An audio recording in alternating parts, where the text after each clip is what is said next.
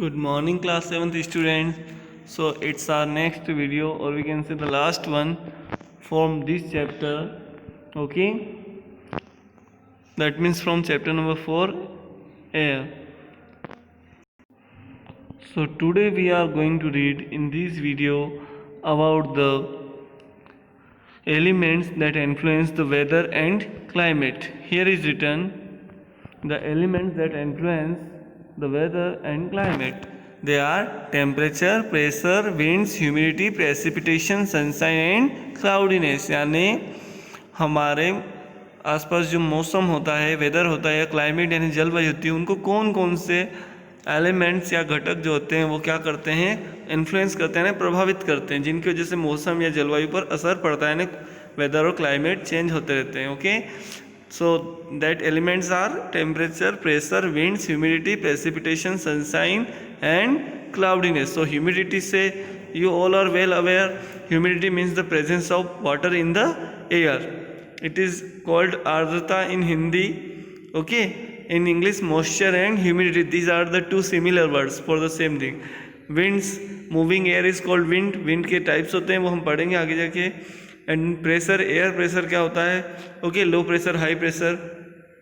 फिर टेम्परेचर, ये बेस्ट मतलब मैटर करता है, अमाउंट ऑफ सनलाइट किसी पर्टिकुलर एरिया में कितना आ रहा है उस पर डिपेंड होता है टेम्परेचर. Okay, basically.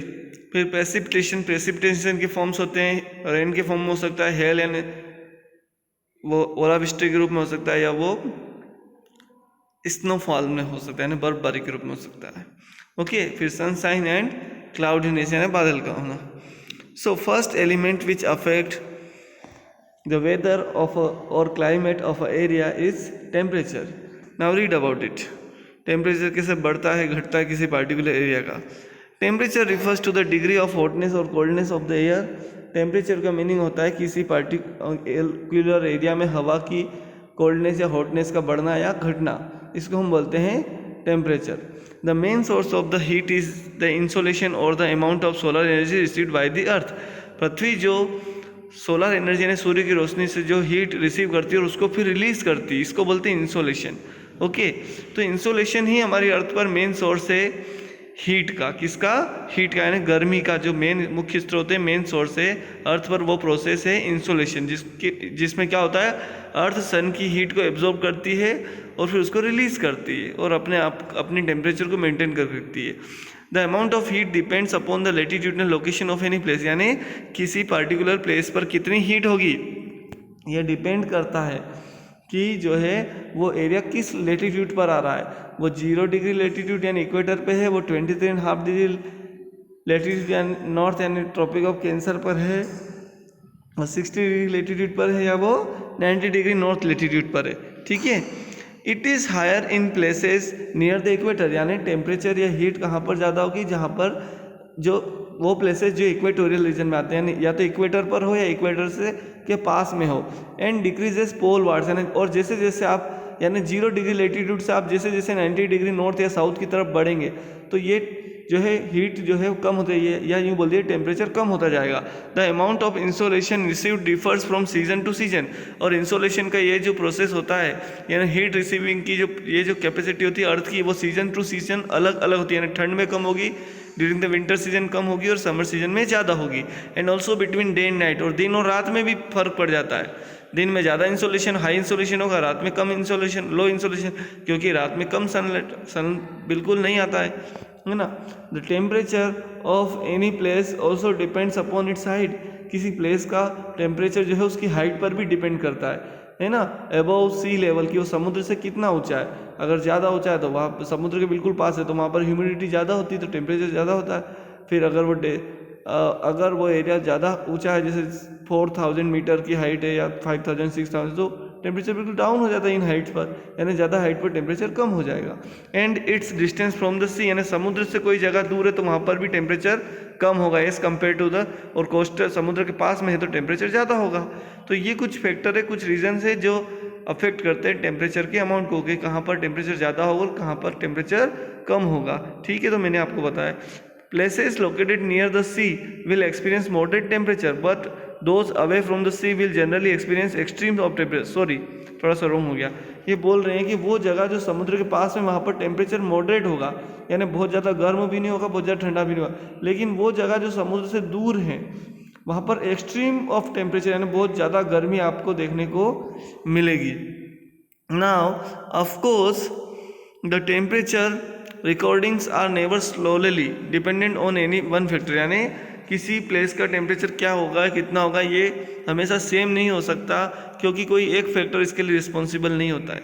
ठीक है, जैसे मैंने बता दिया ना कि मान लीजिए सपोज इंडिया तो टोरिड जोन में आता है, तो टोरिड जोन में तो सर टेम्परेचर बहुत ज़्यादा होता है, लेकिन इंडिया में हिमालय माउंटेन के जो इलाके हैं उत्तराखंड, हिमाचल प्रदेश, जम्मू एंड कश्मीर, वहाँ पर वो हायर प्लेसेस है, हाई एल्टीट्यूड वाले, तो इसलिए वहाँ का टेम्परेचर कम हो जाएगा और उनकी डिस्टेंस भी जो है समुद्र से दूर है। जैसे दिल्ली की डिस्टेंस समुद्र से दूर है तो वहाँ का टेम्परेचर ज़्यादा है as compare to the Bombay, क्योंकि बॉम्बे समुद्र के पास में है तो उसका टेम्परेचर कम होता है। ऐसे तो ये कुछ रीजंस है जिसके थ्रू हमने समझा कि टेम्परेचर कम ज़्यादा क्यों होता है या कैसे हो सकता है किसी पर्टिकुलर प्लेस का। Okay, now students here is written temperature recordings a thermometer, temperature record करने के लिए थर्मामीटर का यूज़ किया जाता है। ओके, जिसको यूज़ किया एटमॉस्फेरिक टेम्परेचर को यूज़ करने के ऑन फ़ारेनहाइट और सेल्सियस स्केल। एटमॉस्फेरिक टेम्परेचर को यानी हवा की कोल्डनेस या हॉटनेस कितना है इसको मेज़र करने के लिए थर्मामीटर का यूज़ किया जाता है, जो कि कौन से स्केल पर हमें बताता है टेम्परेचर को, फ़ारेनहाइट या सेल्सियस स्केल यानी डिग्री सेल्सियस पर बताता है। हम टेम्परेचर को हम जनरली डिग्री सेल्सियस में बोलते हैं, फ़ारेनहाइट में भी बोल सकते हैं, लेकिन हम जनरली हमारे यहाँ डिग्री सेल्सियस ही यूज़ होता है, तो हम उससे ज़्यादा हैबिचुअल है। ठीक है, नाउ एयर प्रेशर, ये क्या है, ये भी वेदर और क्लाइमेट को अफेक्ट करता है लाइक टेम्परेचर। तो अब हम इसको पढ़ने जा रहे हैं। देखिए ये कहाँ पर कैसा होता है, कम या ज़्यादा क्यों होता है, read here. Okay, atmospheric pressure can be defined as pressure exerted by the weight of air on the earth surface, यानी अर्थ की सरफेस पर हवा के द्वारा डाला गया वजन जो होता है वो एटमॉस्फेरिक प्रेशर या एयर प्रेशर होता है। ठीक है, air exert pressure on all objects on the earth, obviously हवा जो है, एटमॉस्फेयर जो है पृथ्वी की हर चीज़ के ऊपर अपना दबाव डालता है। दिस इज़ बिकॉज एयर, कभी आपने तेज़ हवा चलती है तो पेड़ हिलते हुए डुलते हुए देखते हैं ना, कई पेड़ पीछे नीचे भी झुक जाते हैं। ठीक है, तो ये क्यों होता है, क्योंकि ये एग्जाम्पल किसका कि एयर में प्रेशर होता है, यानी वो उसका वजन है, उसमें वजन है, वो वेट डालती है, वो एयर जो है क्या करती है, प्रेशर को एक्सर्ट करती है, यानी दबाव डालती है, दाब डालती है। This is because air above us exert pressure on the lower layers, however we don't feel this pressure because, जबकि हमें हवा का प्रेशर फील नहीं होता। Why, because air passes from all direction and our bodies to counter this pressure, क्योंकि हवा हमारे चारों तरफ से आती जाती है, गुजरती है, और हमारी बॉडी का भी अपना एक प्रेशर होता है, हमारी बॉडी उसको काउंटर प्रेशर करती है, इसलिए हमें ये प्रेशर फील नहीं होता है। Atmospheric pressure is measured by the instrument called barometer. अब एटमॉस्फेयर के प्रेशर को हम किससे माप सकते हैं, बैरोमीटर से माप सकते हैं। ये इंस्ट्रूमेंट है, इसमें मिलीबार स्केल होता है जिस पर ये मेजर किया जाता है, यानी एयर प्रेशर को, हवा के दाब को या दबाव को जो है बैरोमीटर से मापा जाता है। जो और यूनिट कौन सी यूनिट में मापा जाता है, जैसे दूध को लीटर मापा जाता है ना, और ऐसे ही एयर प्रेशर को मिलीबार में मापा जाता है। ठीक है, ये बैरोमीटर इंस्ट्रूमेंट आपको दिया आपकी बुक में। Now air pressure like temperature is not uniform everywhere, जैसे टेम्परेचर यूनिफॉर्म नहीं होता है, तापमान एक जैसा नहीं होता हर जगह, ऐसे ही एयर प्रेशर भी हर जगह एक जैसा नहीं होता है। तो ये तो हमें पता है, क्यों, कैसे, क्योंकि हमारा खुद का ऑब्जर्वेशन है कि कहीं पर तो हवाएं कुछ एरियाज में तो हवाएं कंटिन्यूसली चलती, कहीं तेज ही चलती, कहीं स्लोली चलती, कहीं जेंटल चलती है। तो ऑब्वियसली जब हवा की मूवमेंट में, उसके मोशन में, उसकी स्पीड में ही जो है डिफरेंसेस है, तो एयर के प्रेशर में भी डिफरेंसेस होंगे। It is highest at the sea level, हवा का दबाव सबसे ज़्यादा समुद्र की सतह पर होता है। And decreases with increasing height, और जैसे जैसे ऊंचाई बढ़ती है तो हवा का दबाव कम हो जाता है। समझ में आया आपको? यही है कि पहाड़ों पर जब चढ़ते तो फाउंटेन पेन जो होता है उसकी स्याही या इंक बाहर आ जाती, क्योंकि एयर का प्रेशर कम हो जाता है। समझ में आया आपको? देखिए, it is the highest at the sea level and decreases with increasing height, यानी समुद्र की सतह पर जिसकी हाइट जो सबसे कम हाइट मानी जाती है, मतलब एवरेज समुद्र की सतह हर जगह बराबर है, ऐसा नहीं कि कहीं पर ऊंचा कहीं पर नीचा होता है समुद्र का पानी। ठीक है, तो समुद्र की सतह पर ओशियन सरफेस पर या सी वाटर सरफेस पर अगर हम देखते हैं तो टेम्परेचर एयर प्रेशर सबसे ज़्यादा होता है, जबकि जैसे जैसे हाइट बढ़ती जाएगी, मान लीजिए किसी माउंटेन एरियाज में, प्लेच्यू में गए, प्लेच्यू से माउंटेन एरिया पे गए, हिली एरिया, हिली से माउंट एवरेस्ट, कहने मतलब हिमालय माउंटेन या काराकोरम माउंटेन, यहाँ जाएंगे तो वहाँ एयर प्रेशर कम हो जाएगा। ऊंचाई बढ़ने पर एयर प्रेशर कम हो जाएगा, हवा की ताकत कमज़ोर हो जाती है ऊंचाई बढ़ने पर। Now it is highest at the sea level and decreases with increasing height. The temperature at any place also affects its pressure condition. किसी जगह का टेम्परेचर क्या है, इस बात का भी एयर प्रेशर पर असर पड़ता है, प्रभाव पड़ता है। समझ में आया आपको? यानी अगर ज़्यादा टेम्परेचर है तो एयर प्रेशर क्या हो जाएगा, लो हो जाएगा, क्योंकि हवा गर्म हो जाएगी और हल्की हो जाएगी और फैल जाएगी। और अगर कम टेम्परेचर है तो एयर प्रेशर क्या होगा, एयर प्रेशर क्या हो जाएगा बताइए आप? कम टेम्परेचर पर तो एयर प्रेशर लो टेम्परेचर पर एयर का प्रेशर ज़्यादा हो जाएगा, उल्टा। ओके, टेम्परेचर ज़्यादा एयर प्रेशर कम, टेम्परेचर कम एयर प्रेशर ज़्यादा। ओके, क्यों?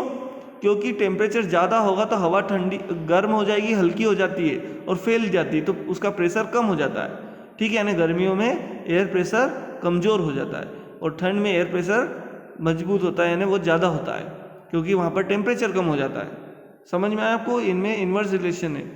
Now where temperature is high, जहाँ टेम्परेचर ज़्यादा होता है, एयर इज़ हॉट, वहाँ टेम्परेचर हवा गर्म होती है, and it expands and rises creating a low pressure, और ये फैल जाती है और ऊपर उठती है, राइजेस यानी ऊपर उठती है, एक्सपेंड्स यानी फैलती है, और लो प्रेशर यानी निम्न दाब का क्षेत्र निर्मित करती है, या लो प्रेशर एरिया क्रिएट करती है in English. But where temperatures are low, पर जहाँ टेम्परेचर कम होते हैं, जैसे उत्तराखंड है ना, वहाँ पर एयर प्रेशर बहुत ज़्यादा होता है। ओके, क्यों? क्योंकि वहाँ पर एटमॉस्फेरिक प्रेशर वहाँ पर एयर प्रेशर ज़्यादा होगा, क्योंकि वहाँ पर क्या हो जाएगा, टेम्परेचर कम है।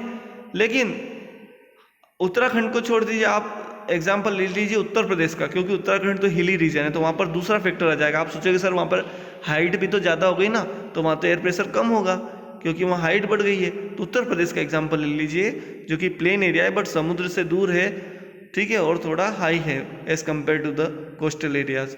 तो यहाँ पर एयर प्रेशर क्या होगा, क्या हो जाएगा, यहाँ पर कम हाइट की जगह है तो ज़्यादा रहेगा, ठीक है, लेकिन समुद्री इलाकों से कम रहेगा, क्योंकि समुद्री इलाकों में सबसे ज़्यादा हवा का प्रेशर होता है। ठीक है, और यानी मौसम सीजन के अकॉर्डिंग भी एयर प्रेशर बदलता है, टेम्परेचर के अकॉर्डिंग एयर प्रेशर बदलता है, डिस्टेंस के अकॉर्डिंग एयर प्रेशर बदलता है। दो ही फैक्टर है, एयर का प्रेशर कम या ज़्यादा होगा, दो ही फैक्टर है, एक तो टेम्परेचर की वजह से कम ज़्यादा होगा, या वो समुद्र से वो जगह कितनी दूर है या पास है, इससे कम या ज़्यादा होगा। समझ गए होंगे आए हम? और नहीं समझ में आ रहा ना, तो बार बार अपन इसको रिवाइंड करके देखो, बार बार सुनो, ऐसे नहीं सुनना कि हम कोई कथा चल रही है और उसको सुन रहे हैं तो वो हमको समझ में आ जाएगा।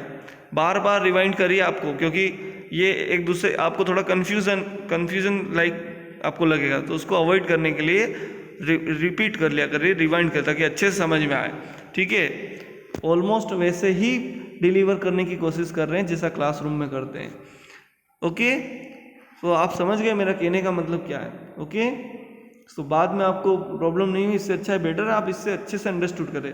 The movement of air always takes place from high pressure areas to low pressure area. अब हवा का जो मूवमेंट होता है, ये आपको पहले भी मैं बता चुका हूँ कि हमेशा हवा high pressure areas to low pressure areas move करती है। क्या लिखा है यहाँ पर? हाई प्रेशर एरिया से लो प्रेशर, यानी ठंडी हवा किसको आगे धकेलती जाती है? लो प्रेशर हवा। यानी मान लीजिए कि नागदा में लो प्रेशर एरिया बिल्ट है और खाचोद में हाई प्रेशर एरिया है, समझ रहे हैं आप? नागदा में लो प्रेशर मतलब वहाँ ठंड है, और खाचोद में हाई प्रेशर एरिया मतलब यहाँ पर नागदा में लो प्रेशर एरिया है ना, वहाँ पर गर्मी है, हवा वहाँ की गर्म हो चुकी है टेम्परेचर ज़्यादा होने की वजह से, और खाचोद में हाई प्रेशर एरिया है क्योंकि यहाँ पर ठंडी है कम टेम्परेचर होने की वजह से। तो हवा का मूवमेंट किधर होगा? हवा का मूवमेंट खाचोद से नागदा की तरफ हो जाएगा, क्योंकि खाचोद की हवा ठंडी है और नागदा की हवा गर्म है। ऐसा एग्जाम्पल दे रहा हूँ आपको समझने के लिए, ठीक है? यानी हाई प्रेशर एरिया यानी ठंडी हवा, लो प्रेशर एरिया नागदा वाला एक अपने एग्जाम्पल के साथ नागदा की जो हवा गर्म हवा जो कि लो प्रेशर की हवा उधर बढ़ेगी। यानी हमेशा ठंडी हवा यानी हाई प्रेशर एयर जो होती है वो लो प्रेशर एयर यानी गर्म हवा को धकेलती है, यानी उसके पीछे भागती है। समझ में आया आपको? छोटी छोटी बातें हैं पर आपके लिए बहुत इंपॉर्टेंट है जियोग्राफी पढ़ने के लिए। ना ये विंड वेन इंस्ट्रूमेंट है, ये विंड की डायरेक्शन बताता है कि विंड किधर, हवा किधर चल रही है। और एनीमोमीटर किसके लिए यूज़ होता है, आप इसमें फाइंड आउट कीजिए किसके लिए यूज़ किया जाता है। ये हवा की स्पीड मेजर करने के लिए कि स्पीड कितनी है, इसके लिए यूज़ किया जाता है। ठीक है। Now wind, air in motion is called wind. जब हवा मोशन यानी गति में होती तो उसे हम क्या कहते हैं, विंड कहते हैं। Difference in atmospheric pressure help wind to blow. Wind direction is measured by an instrument. अब अलग प्रेशर, एयर प्रेशर अलग कम ज़्यादा होता है, ठीक है। इसकी वजह से यही ये रीज़न है कि हवा जो है चलती है, यानी एयर, हवा चलती है यानी एयर ब्लो करती है, हवा एक जगह से दूसरी जगह जाती है। इसका रीज़न क्या है, कौन सी ऐसी चीज़ है जिसकी वजह से हवा चलती है? तो आपका आंसर होगा एटमॉस्फेरिक प्रेशर, और in other words air pressure. Air pressure और एटमॉस्फेरिक प्रेशर एक ही बात है। इसकी वजह से जो है हवा चलती है, यानी हवा को धक्के लगते हैं या वो इधर से उधर धकेली जाती है। ठंडी हवा, गर्म हवा, जो हमने पढ़ा ना अभी, कोल्ड एयर, हॉट एयर, यानी high pressure air and low pressure air. चलिए, wind direction is measured by an instrument known as the wind vane and its speed is measured by an anemometer. Now there are broadly 3 types of wind. 3 तरह की winds होती है, permanent wind, seasonal winds and local winds. Okay students, तो ये हम जो है अगले वीडियो में पढ़ेंगे। Thank you.